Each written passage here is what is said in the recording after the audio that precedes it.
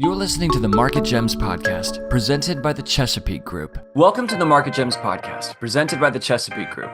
Our guest today is the CEO and CFO of Tego Cyber Inc., Mr. Bobby Mikkelsen. Tego Cyber Inc. trades on the OTCQB under the ticker symbol TGCB. Tego Cyber was created by career CISO Troy Wilkinson and longtime developer with the United Nations Shannon Wilkinson, with the mission of reimagining threat correlation and threat hunting by integrating it with the SIEM platform already being used by an organization. In addition to providing round-the-clock vetted threat intelligence and proactive hunting capabilities, Tego provides the added benefit of making sluggish SIEM solutions more performant, taking days if not weeks off queries to find IOCs. By leveraging Tego, organizations are able to leverage existing investments in their cybersecurity controls and SIEM, as well as their existing data lake to feed the threat correlation and hunting system. Mr. Mikkelsen, thank you so much for joining me on the MGP. Thank you so much for having me, Matt. Appreciate it. You got it. So previously you've referenced an updated go-to-market strategy a few times over the last several months. Would you break down for us, please, what's exactly changed in the strategy and how's it coming along? Yeah, no doubt. I mean, really, we spent the better part of this year of 2024 really breaking down everything from our messaging to the actual targets that we're going after, and it's really, we're seeing a lot of good progress there. So I mean, it's really, we went back to the basics, and really have updated our messaging on how we're talking about our product, how we're positioning our product, where we're trying to sell our product, who we're trying to sell our product to, and what problems we actually solve. Right? If you don't actually define the problem statement correctly, then how is anybody going to know that you actually solve their problems? So we've taken a big step back, right? One step back, two steps forward, I would like to say. We again started there, and now what's really shifted in the go-to-market strategy is we've expanded our total addressable market significantly. One of the other, I guess I should go back a step. One other thing that we did as part of our go-to-market strategy and revamp is we actually created a new product out of the product that we had. So we have this phenomenal product that is a automated detection correlation platform that it works within an organization's SIM or data lake. But the byproduct of creating this product is a really, really great set of threat intelligence. So threat intelligence, and again, I guess I'll go back to basics a little bit. Threat intelligence is essentially all of the evidence of past attacks that have occurred, and the threat intelligence that we've put together. We bring it in from various sources. We enrich it. We make it highly contextual, highly actionable, and so that threat intelligence is really a key component to our platform. But it can also has so many other uses. And so we actually bifurcated that product out. And so now we have that as a standalone product. And how that has expanded our total addressable market is it is an open API data feed. So we're actually able to integrate that with most other platforms, with many other products, and it can be used as a standalone basis by the end users. In a number of ways, and we've seen really significant progress when it comes to that threat intelligence as a standalone. And I think we announced it back in February that we had, or no, back in March, that we got a deal done, licensing deal done with Query AI surrounding our threat intelligence. And so the threat intelligence data by itself is much easier to integrate into others' products, and so really adds substantial value to other cybersecurity tools as well as the end users. So sorry, I had to take it even further back than I had originally. But all that being said, it's coming along really well. We're seeing a lot of good progress. We're seeing good indications that the messaging that we've updated is more well received and better, better lays out who we are and what we do. And we're in some very deep discussions with a number of groups on either end user sales or also other integrations. So yeah, we're really excited about where we've come, and quite honestly, we're still, our website is still kind of a work in progress, but we did a pretty decent overhaul of the website, launched a few weeks ago, and so really wanted to get that wrapped up before we started any additional lead generation, which we're in the middle of now. Yeah, I appreciate you taking it back, and feel free to take it back as far as necessary. Context is always important, especially when we're getting granular like this. Yeah. In pending news, uh, how's the alignment with managed security service providers, MSSPs, going to generate revenue for Tego? Something people are always interested in, revenue generation. Can you outline the revenue generation strategies for this partnership? 100%. I'll probably touch on question one again for a second. Sure. Part of the overall go-to-market strategy is really leaning into the one-to-many sales approach. And so we are leaning into value-added resellers or VARs, and MSSPs or managed security service providers, as well as that OEM or white label licensing type of situation. So, and the reason being is it allows us, these relationships allow us to leverage the sales and marketing investments that these, larger, more established firms have already committed, and we get to make more of our costs variable rather than investing heavily into corporate owned sales and marketing. So that goes back to your first question. So our alignment with MSSPs, as far as generating revenue, we just found out last week. We signed a deal with an MSSP as a reseller back in February, and these things take time to actually kick off and get moving.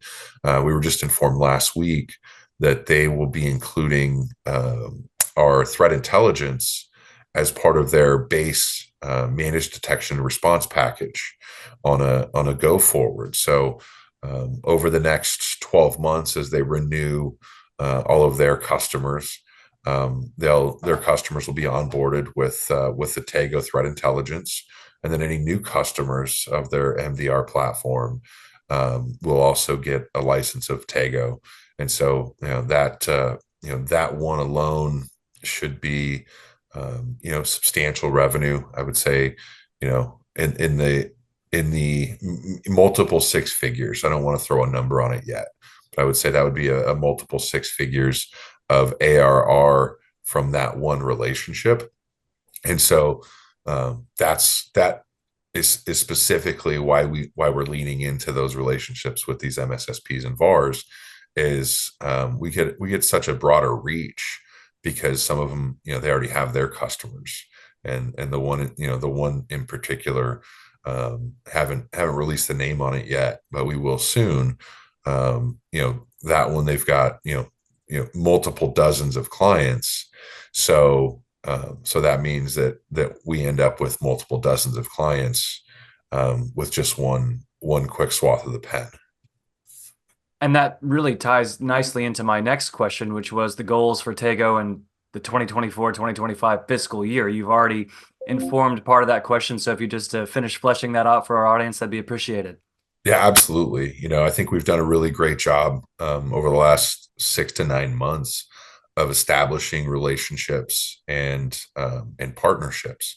And so our goals over the next 6 to 12, right, in the fiscal 24-25 is of course to increase revenue, increase ARR or annual recurring revenue, and get to EBITDA, the stair step approach, right? Increase revenue, get to EBITDA break even, get to positive EBITDA, and then ultimately get to to positive and profitability. So those are our goals for 24, 25 for the business, and the goals, given the dominoes that we've set up over the last 6 to 9 months. I believe those goals are fairly attainable. It's just one of those things in business where you get a lot of things set up, and then one domino falls, and all of a sudden you see significantly more of them fall. And so that's what we're believing is going to happen. That's what I see happening over the next 6 to 12, is a lot of the work that we've put in with these relationships is really going to pay off for us and them in the short run as well as the long run. Everyone has their own methodology about releasing news like what we've just reviewed on this interview. And we spoke about this a little bit before our interview formally commenced. Tell us and our audience about how you ensure that management is aligned with shareholders. What's that communication channel like? How do you assess what people are interested in knowing and then delivering that information? Yeah, I mean, delivering information, we're working on a few, we'll call it not normal modes of communication. We're not fully flushed out yet, but we are working on doing being more interactive with our shareholders. At the end of the day, it's their company. I'm just tasked with running the day to day and doing everything I can to increase their value. But we release news when it makes sense. And quite honestly, I speak to shareholders every day. I would say too many shareholders probably have my phone number.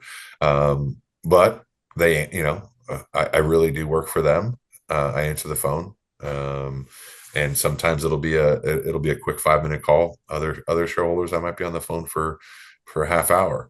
And I'm, that's the way it is. It's where we're at, and I'm happy to do so, because at the end of the day, I want the shareholders to really be on the boat with us, just like we are.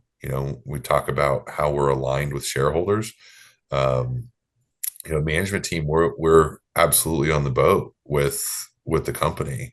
We're aligned.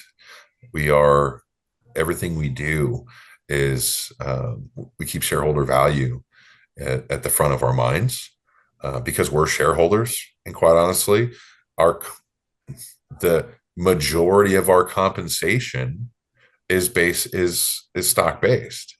So it's so of course we're aligned. And if we weren't, that it would be an issue. Thanks for sharing that. I want to give you a chance to touch on or add to anything we've already visited about today as we prepare to conclude today's interview. Any last notes you'd like to leave for our audience, who are made up a lot of retail investors and people who are looking to maybe get into this space or continue their investment in this particular space? Yeah, no, I mean, why Tego, right? I mean, that I guess that'd be the big question. So, couple things. We're not just in cybersecurity, we're in threat intelligence. So cybersecurity is projected to grow at a rate of 12% a year over the next 3 to 5 years. The threat intelligence segment is expected to grow at twice that rate, at about 24%. And the reason for that is threat intelligence has kind of been hasn't been heavily adopted historically, hasn't been seen as a need. But one of the big agencies out there that covers cybersecurity is Forrester, and Forrester finally came out last year and said that threat intelligence is now a need. It's no longer a want; it's a need. And so I think we'll see. So there's kind of one reason why we've got commercialized built products. We're in a good spot. So there's that. Then we have the team, seasoned leadership, seasoned board. I mean, I think you'll see some additions to on the advisory side that shareholders will be happy about. At the end of the day, our focus is our eyes on the prize. of creating value. We'll do that through creating ARR, or annual recurring revenue, and it's high margin, right? So it might be lower margin. We're going to give away some margin this year in order to get sticky customers and drive value long term. And so those are really the kind of the things that why. And then lastly, I'll say, maybe every CEO would say this, but in my opinion, we're grossly undervalued. If you look at our market cap at 7.5, it floats between 7.5 and 10 million. On the investment side, that's pre-seed round. That is I have an idea and I put it on a napkin type of evaluation. And we have commercialized products that have been battle tested. Now it's just a matter of getting those commercially launched and increasing revenue. So, those are the real key points for me when I say, hey, why Tego? It's you're investing at seed round stage, but we are further along than that significantly with good solid products. Would it be an apt metaphor to think of threat intelligence as preventative medicine for a company? I wouldn't even call it preventative, because it can be used in so many different verticals. It can be used on the front end as prevention. Our tool, the way we use threat intelligence, it's not to prevent the hackers from infiltrating. It's to catch them before they attack. So it's almost, so yes, it can be preventative, but on our end, in our product, right, our detection correlation engine, it actually detects it when it's in your system, just prior to the threat actually being launched. I always think of Tron when I think of this landscape and going in and getting the dirty work done on a very micro level.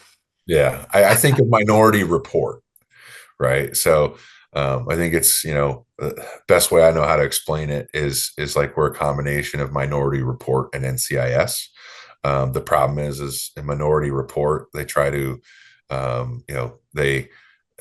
they're more wrong than we are.